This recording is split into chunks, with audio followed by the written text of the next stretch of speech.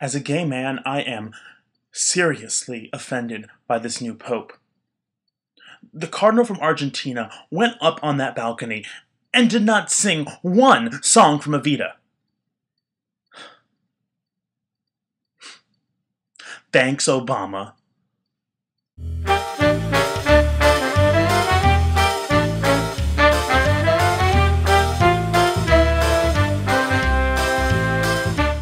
Hello, and welcome to another episode of GAYMER. I'm Aaron Mansock, and today we will be talking about fantastic gays, homosexuality in the fantasy world. So in this episode, I hope to discuss world building, fantasy world building, and how to incorporate sexuality, particularly homosexuality, and examples of that in popular culture, literature, video games, and the like. One cannot deny the huge cultural significance that Tolkien's work plays in fantasy. Because there is sort of a foundation of stories for a younger audience, even Lord of the Rings, even those books, those three books, are meant in some way for children. Not as much as in the tone as Hobbit, and because of that, sexuality, sex, does not really exist in Tolkien's world, in Middle-earth. There's love, there's courtly love, but there is not necessarily this undertone of sex, of sexuality. And to be honest, can you accurately portray romance and love and seeking the affections and the tensions of another without incorporating sexuality, without incorporating that there is sexual attraction? To be honest, I think if you the more real you want to make your characters, and the more real you want to make your world, the more it has to be aware of and be honest about sexuality. It has to include those elements, or at least it doesn't have to be the focus. It doesn't have to be a fantasy world in which sex is the theme. That doesn't need to be the theme of your story. But you have to consider what role sexuality plays within the society that you are creating. Now, there have been authors in the more modern, in more modern fantasy, who have included sexuality, where sexuality plays a role in their stories. A famous example everybody knows is George R. R. Martin. Everybody's talking. That's very famous nowadays with his Song of Ice and Fire books and the Game of Thrones series. Homosexuality exists in Martin's world. The famous example being King Renly and Loras Tyrell. And though it does not specifically go into the details, as the series does with their relationship there, it's pretty well known. If you are a competent reader, you can glean that these two characters are in a special relationship. Another, maybe a little less known, Mercedes Lackey. In her books, she has a whole series of different trilogies and quadrilogies and whatever the terminology is, volumes of books about taking different series taking place in the same world, and in this world, sexuality is as an important social issue. There are certain societies, certain nations that accept it, and that some of them that actually celebrate homosexuality, and there are certain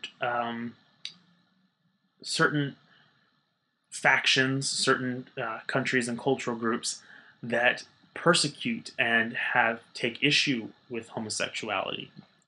And she has also written series featuring gay characters, and one in particular that the main character, the protagonist, is a gay man.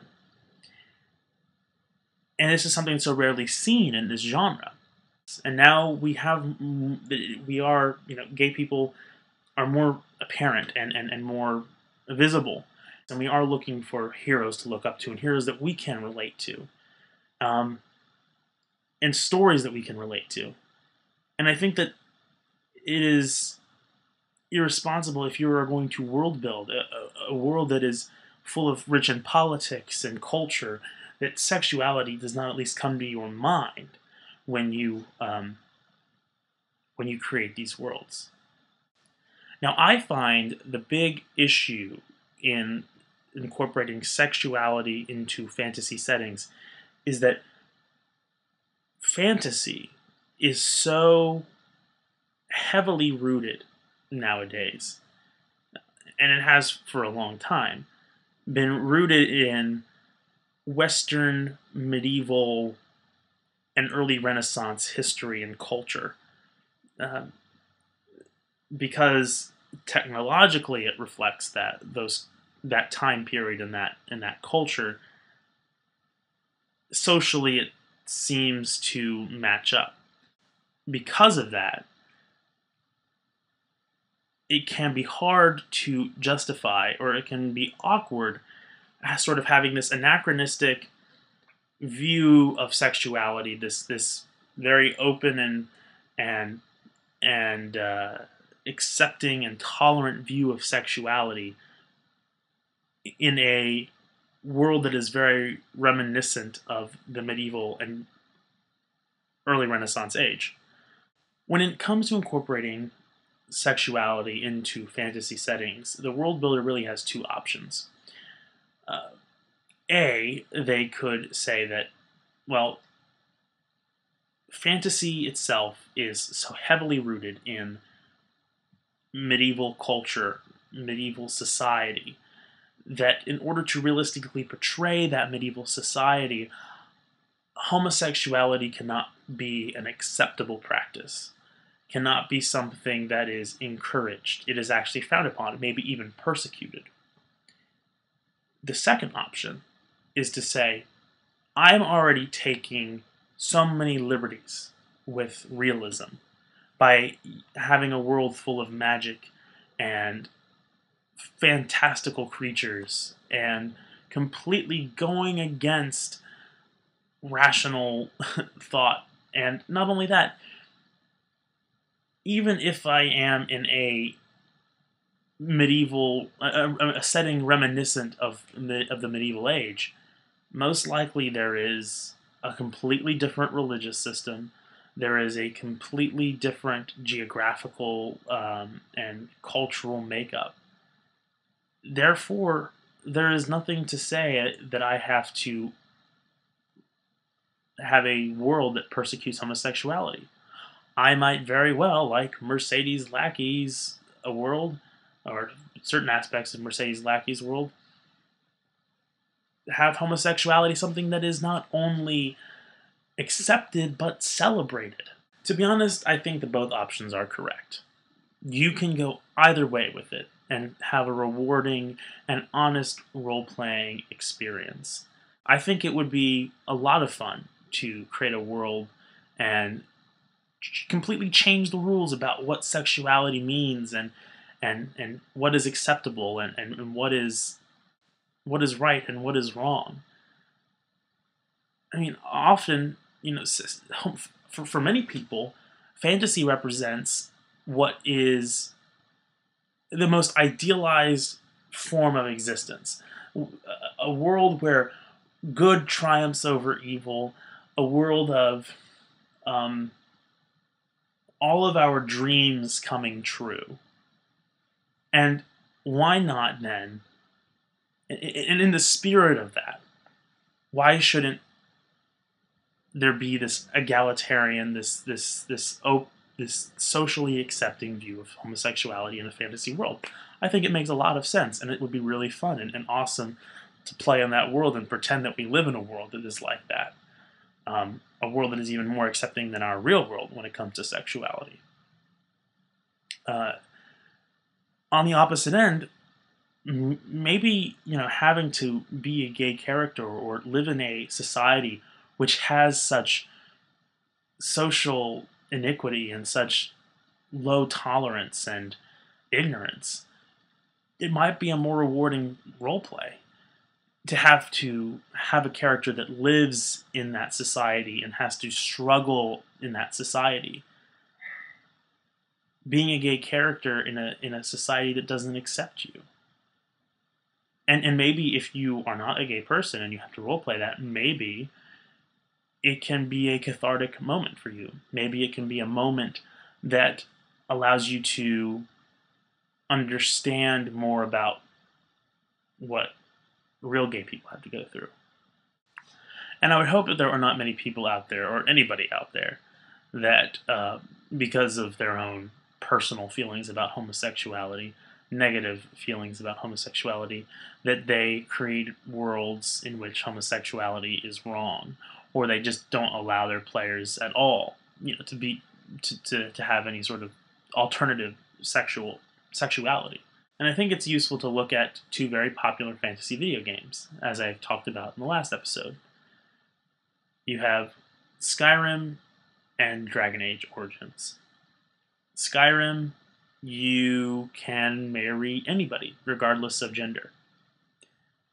And it is not socially unacceptable to choose either one. The priesthood of Mara will marry you to whomever you wish, because all that matters in that universe is love.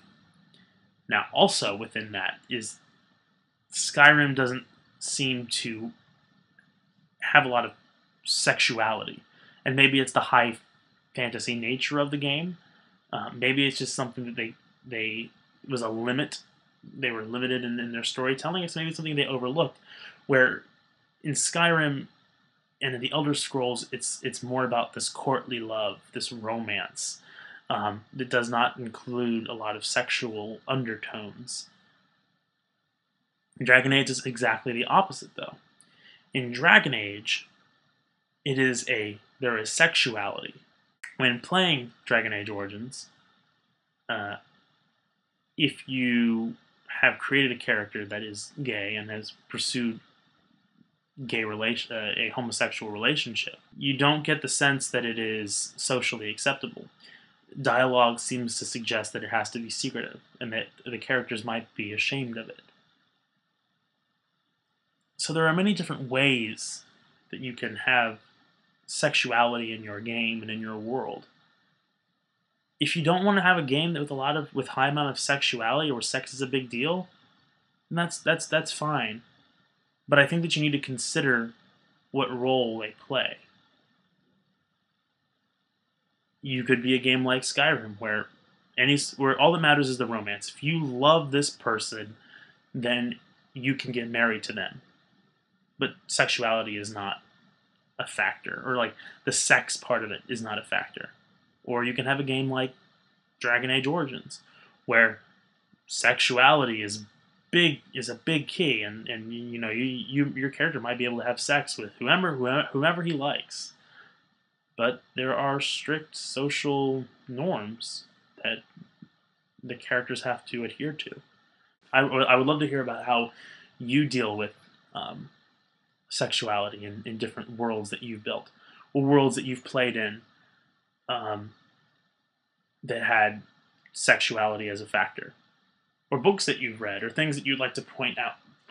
And on a final note, I was just overwhelmed by the amount of attention that the first episode of GAYMER received. I was so happy that people enjoyed that. I enjoyed making that video. I really appreciate any feedback. I'm so thankful for any comment that I get. I always look forward to getting comments and having a discussion in the comments section. I'm sorry that it takes me a long time to get videos out there. I tend to over-intellectualize these things, so I kind of put it off, and I will make a concerted effort to have more regular posts. Yeah. So, thank you once again. Have a great day, and see you around.